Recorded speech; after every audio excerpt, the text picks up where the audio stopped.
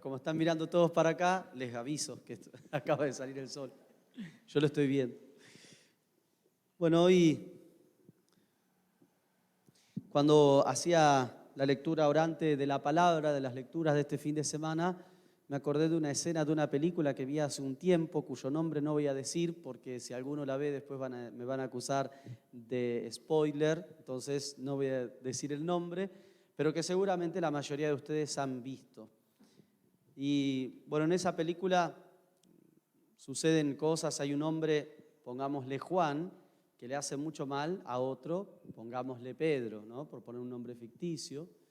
Y al final de todo de la película, claro, Juan le había hecho tanto mal a Pedro y Pedro se dio cuenta que la justicia no actuaba o era ineficiente, que decidió hacer justicia por mano propia. Y la justicia por mano propia no fue matarlo, sino encerrarlo durante, no sé, 20, 30 años habría sido. Algo que se sabe casi al final de la película. Y otro personaje que no es ni Juan ni Pedro, descubre de repente a Juan que estaba encerrado y Pedro que le estaba dando de comer. Y fue muy impactante. Para mí es la escena más impactante de toda la película por el significado que tiene. Juan, cuando lo ve entrar a este otro muchacho, la primera persona, además de Pedro, que veía después de tantos años, le pide ayuda. Pero no le pide ayuda diciéndole, liberame, abrí la puerta, anda a decirle a otro que yo estoy acá, ni golpealo a Pedro, ni matalo a Pedro, sino que le pide ayuda diciéndole, por favor, decile que al menos me hable. Y a mí me resulta muy fuerte esa escena. Por favor, decile que al menos me hable. Porque lo que a Juan le dolía tanto era precisamente la indiferencia de Pedro. Tantos años en donde Juan se sentía lo último, más allá de la responsabilidad que tenía Juan, lo que había hecho, ¿no? Más allá de eso, quiero detenerme en eso, ¿no? En que Juan precisamente estaba siendo ignorado. Y estaba siendo ignorado porque Pedro no le había hablado durante muchos años. Y lo único que pidió era eso, que al menos le hablara. Y entonces cuando reflexionaba sobre las lecturas, se me vino a la mente esa escena tan fuerte, tan significativa para mí. Pensaba cuán importante es el lenguaje, qué importante es la palabra para el ser humano. Porque con la palabra, con las palabras, con nuestro lenguaje, podemos expresarnos, podemos decir quiénes somos, podemos contar lo que nos pasa, a veces con cierta dificultad, porque hay ciertas situaciones o vivencias de nuestra vida, ¿no es cierto?, valga la redundancia, que no encontramos las palabras adecuadas para expresarlas, pero el lenguaje siempre nos sirve para decir algo de nosotros. Y no solo para decir algo de nosotros, sino también para hacerle sentir al otro cuánto nos importa. Cuando decimos te quiero, cuando decimos te amo, cuando expresamos lo que sentimos con palabras o cuando encarnamos esa palabra en algún gesto, como por ejemplo el abrazo, como por ejemplo una palmada en la espalda. Qué importante es comunicarnos, qué importante es la palabra para nosotros los seres humanos. Y entonces algo que muchas veces no le prestamos atención porque es algo que se vuelve cotidiano para nosotros, como es el habla, es algo que se nos ha vuelto a nosotros esencial en nuestra vida. Para los seres humanos es algo esencial. El poder decirle al otro cómo nos sentimos o el poder decirle al otro cuánto nos importa. Y entonces, para nosotros los cristianos, nosotros los cristianos, tenemos la gracia de poder tener a un Dios que se nos ha comunicado, un Dios que se nos comunica día a día y un Dios que nos ha dejado en su palabra, en las Sagradas Escrituras, el testimonio fiel de cuán importantes somos para Él.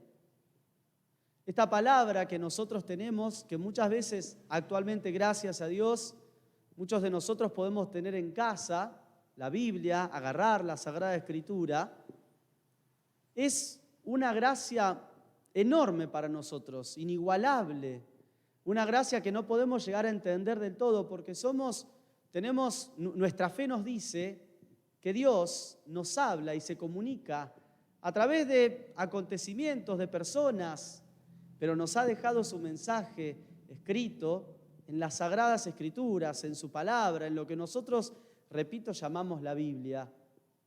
Y entonces, qué lindo es para nosotros darnos cuenta de que Dios nos habla y quiere entablar con nosotros una comunicación, un diálogo.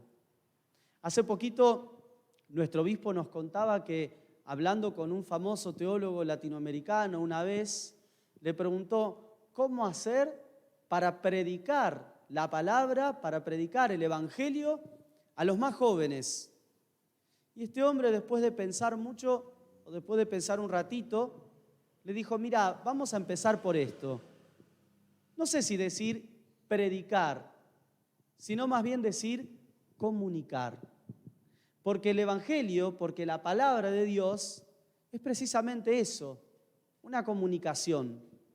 No es un mensaje muerto que nosotros podemos poner en algún lugar, sino que es un mensaje vivo que hoy nos quiere hablar al corazón, para que nosotros podamos experimentar la grandeza de tener a un Dios que día a día quiere comunicarse con nosotros. Si nosotros los cristianos tomáramos conciencia de lo que significa tener en nuestras manos un libro que contiene su palabra, su mensaje, nuestra vida quizá empezaría a ser un poquito distinta. Si nosotros los cristianos nos diéramos cuenta de lo que significa tener un Dios que nos quiere hablar, que se quiere comunicar con nosotros, que nos ha dirigido una palabra, pero no una palabra inerte, sino una palabra capaz de darnos vida, empezaríamos a caminar de una manera distinta. Las lecturas de este fin de semana de la palabra de Dios son hermosas, ¿no? Son muy significativas. En la primera lectura vemos la importancia que se le daba en las asambleas litúrgicas a la palabra de Dios. ¿Vieron con qué solemnidad el sacerdote Esdras lee ante la asamblea la palabra, la ley del Señor? Y en un momento dice que la gente lloraba al escuchar la ley del Señor. ¿Qué pasaría por esos corazones, no? Lo cierto es que seguramente más de uno lloraba de emoción por saber que Dios les hablaba, de emoción por saber que Dios quería de verdad comunicarse con ellos. Y en el Evangelio encontramos a Jesús en medio de una asamblea litúrgica, en la sinagoga, en una reunión donde la palabra de Dios era el centro. Fue Él el encargado de leer esa palabra y al abrirlo se encontró con este hermoso pasaje donde escuchamos: el Espíritu del Señor está sobre mí.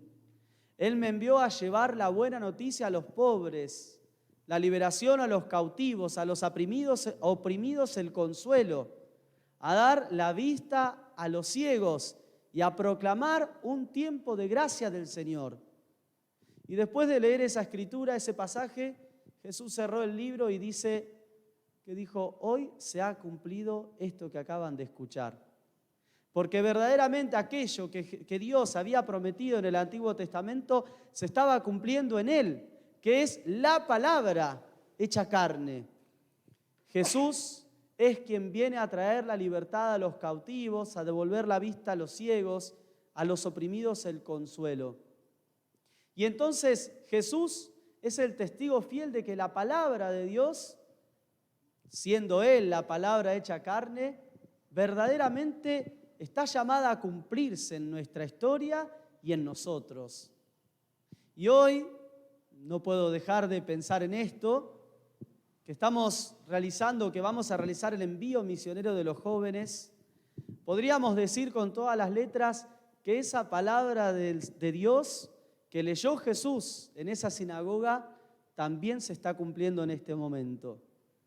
Porque ustedes, queridos jóvenes, como otros Cristos que son por el bautismo, están llamados en estos días de misión a anunciar la salvación, a anunciar la liberación, a devolver la vista, a iluminar la vida de tantas personas que todavía no se han anoticiado de que Dios nos habla, o a devolver la alegría a aquellas personas que aún sabiendo esto, quizá estén preocupados por otras cosas u ocupados por otras, que hace que a esto que es tan grande y tan importante para nosotros se lo haya dejado un poquito de lado.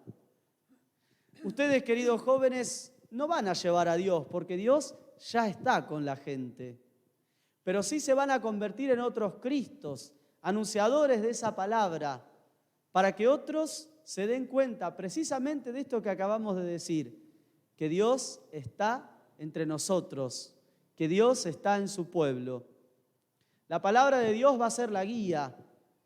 Y entonces, durante estos días, queridos jóvenes, encomiéndense a Dios. De verdad, como lo estamos haciendo ahora, mediten su palabra. Permitan que Dios dialogue con ustedes para que así, comprometiéndose verdaderamente con ese mensaje que Dios les quiere transmitir, puedan llevar su palabra a tantos hermanos y hermanas con quienes ustedes en estos días se van a encontrar. Y no se olviden que no solamente van a compartir ustedes la fe con ellos, sino que tantos hermanos y hermanas seguramente también van a compartir la fe con ustedes. Siempre que uno realiza una misión, algo que esta comunidad, gracias a Dios, está muy acostumbrada a hacer, ¿no? En el buen sentido de esa palabra, siempre que uno realiza una misión, vuelve a casa pensando o sintiendo que en realidad trajo más de aquello que pudo dejar. Y es verdad, porque nosotros vamos a llevar a Dios, pero Dios ya está allá. Y eso quiere decir, ¿sí?, que el sentirnos de esta manera quiere decir que esa fe con la que nosotros vamos, ¿sí?, que nosotros queremos llevar, queremos compartir, se ha visto acrecentada por la fe de tantos hermanos y hermanas que día a día viven esa palabra de Dios, viven el Evangelio de una manera quizá mucho más grande que nosotros, mucho más comprometida que nosotros. Por eso, queridos jóvenes y querida comunidad, vamos a pedirle a Dios que nos ayude, que nos ilumine con su palabra, que nos anime a meditar fielmente esa palabra y sobre todo a comprometernos con ella, para que podamos vivirla, para que otros al vernos también vean un reflejo de ese Dios que quiere comunicarse día a día con cada uno de nosotros.